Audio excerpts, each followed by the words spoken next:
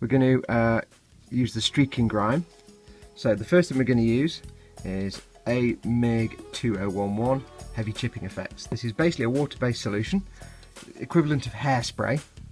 We're going to spray this on the surface, give it a couple of 3 coats, each coat to dry. Then once it's dry, we'll apply the Streaking Grime, which I'll show you, and then we'll use water to get some nice streaky effects. So let's get the compressor on. Get it all noisy. Now the trick with this is to just get it on there, basically, not too heavy. The more you put on, the bigger chips you get if you're doing paint chipping, but the Streaking Grime is going to be enamel, so that's going to be a different kettle of fish altogether. So let's give this a go. I'm going to merely focus on the bottom half of the shield, actually. Now it is kind of hard to see what you're doing because the chipping effect is transparent, it's clear. So we're just going to go for a nice even coat.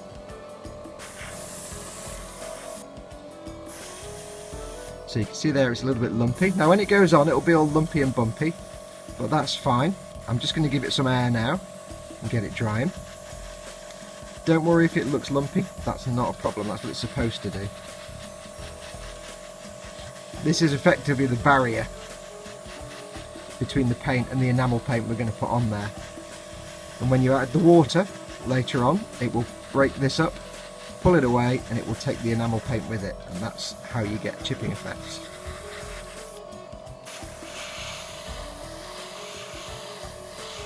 I don't know why I don't just hold it with this bit, as I'm not actually spraying this bit. That will be easier.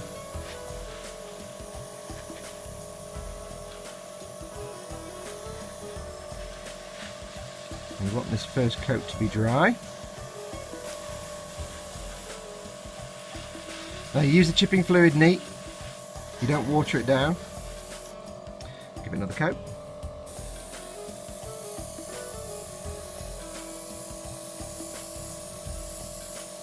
Now this stuff does dry clear, so it doesn't matter if it goes in other parts of the model really. You see, I'm not being too careful.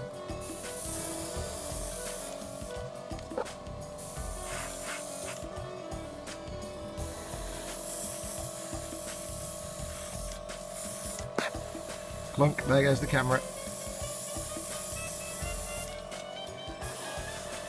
Now if you were using, as I say, acrylic paints on top, then this would be how you would do paint chipping.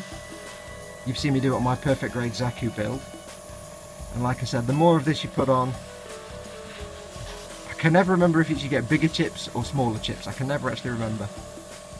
But this is basically the hairspray method, but using chipping fluid instead of hairspray. More reliable than hairspray because you're doing it for an airbrush, and chemically less random.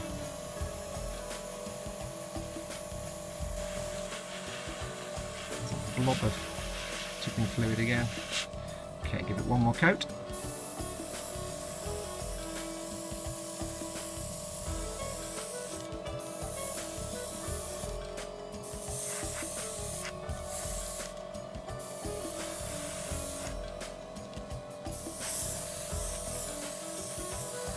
Okay, you can go fairly heavy if you want, just alters the effect that you get at the end. But we're not going to be looking for actual chipping on this. You'll see the effect, hopefully, if it works. I can't guarantee it will, it may go horribly wrong, but we'll find out.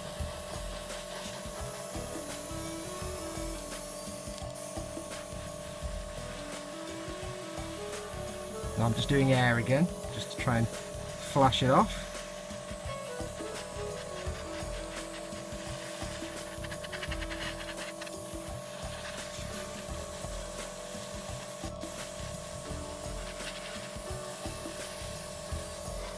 Okay, so while that's drying, I'll clean the airbrush. Now first thing you want to do is pour any excess chipping fluid back in your pot, because you don't want to waste it. You'll also need a lot of tissue for this. Here's how I do it. Get your tissue in, spread it around. Ordinary water, tap water is fine. Remember, this stuff is water soluble. Bit of tissue. I can't really show it on camera because the camera's in the wrong place. Bit of a back blow.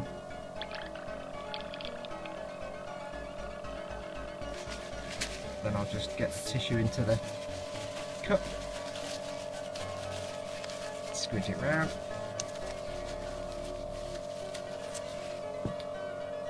Bit more water. There we go. Backflow it again. Apologies, I know it's not in focus. And what I'll do now is just pour that away. And then this bit I'm off camera, I'm just blowing it into my airbrush cleaner just to blow it through. And there's a reason I'm showing you this, is that it's about this long it takes before you can then go in with the enamel, with the Streaking Grime. It's about this long.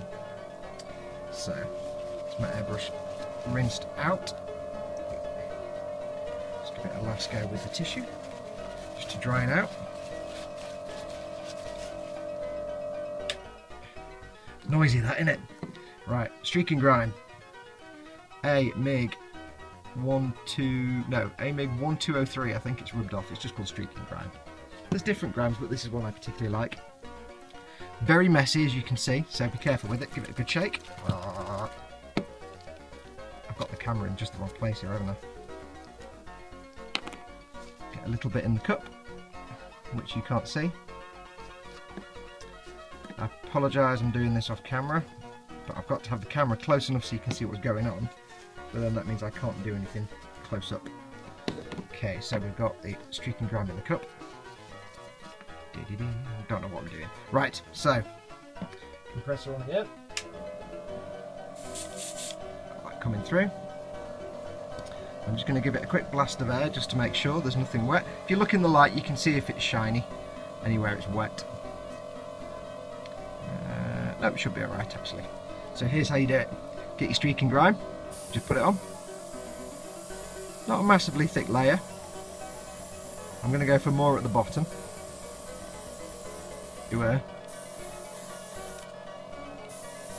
You see it's this kind of gorgeous dirt and engine oil brown colour.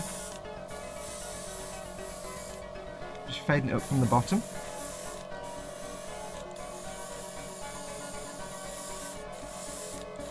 Don't worry if you think you've put too much on. What I may do is do a little bit in the top in a minute when I've done, just to give it some effect. Go on the top a little bit.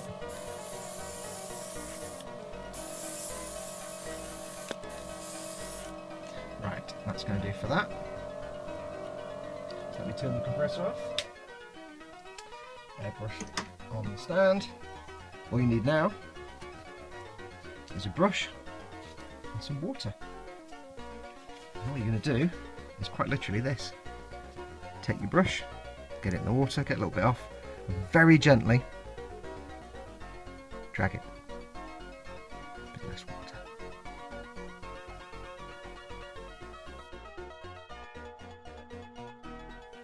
I'm hardly putting any pressure on.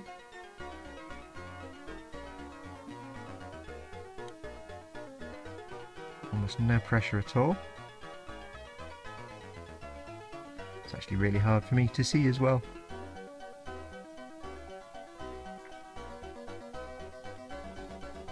Bit more water to go on the sides. I don't know if this will come out on camera. Bit down there, just to break it up.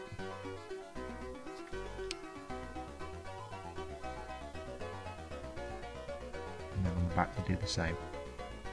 But a little less maybe on the back.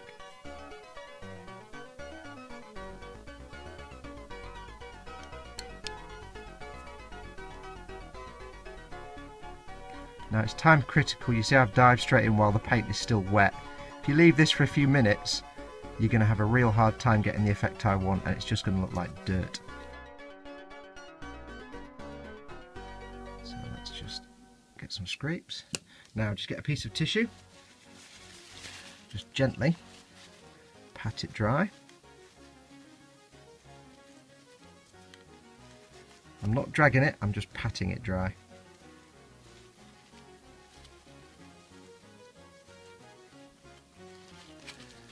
See there now we have a kind of streaky effect. So what I might do while it's still setting, take a bit more off the top You can go whichever direction you want, really. Just remember, you're removing the chipping fluid, and that's taking the enamel paint with it. That's how this works. I quite like this little bit here, but I might fade this, and I'm almost putting no pressure on. The brush is almost not touching the surface.